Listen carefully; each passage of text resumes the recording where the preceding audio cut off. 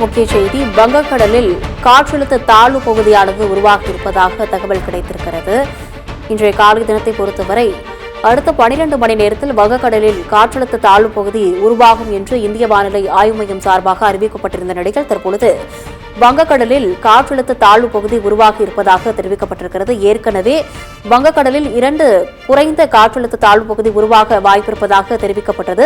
அது மட்டுமல்லாமல் அந்த 2 குறைந்த காற்றழுத்த தாழ்வு பகுதிகளும் புயலாக வலுப்பெற வாய்ப்பில்லை என்றும் தெரிவிக்கப்பட்ட நிலையில் தற்பொழுது அந்த குறைந்த காற்றழுத்த தாழ்வு பகுதியானது உருவாகி இருப்பதாக இந்திய வானிலை ஆய்வு மையம் தரப்பிலிருந்து தகவலானது வெளியாக இருக்கின்றது.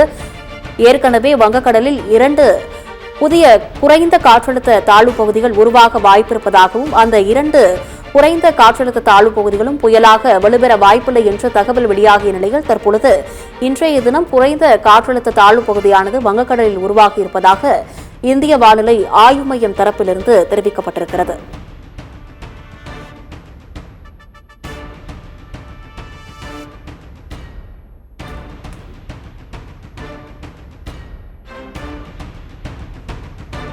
வங்கக்கடலில் உருவாகி இருக்கக்கூடிய இந்த குறைந்த காற்றழுத்த தாழ்வு பகுதியானது வரும் 12ஆம் தேதி காற்றழுத்த தாழ்வு மண்டலமாக உருவாக வாய்ப்பிருப்பதாக இந்திய வானிலை ஆய்வு மையம் தரப்பிலிருந்து தெரிவிக்கப்பட்டிருக்கிறது. இந்திய தினத்தை பொறுத்தவரை வங்கக்கடலில் குறைந்த காற்றழுத்த தாழ்வு பகுதியானது உருவாகி இருக்கின்றது.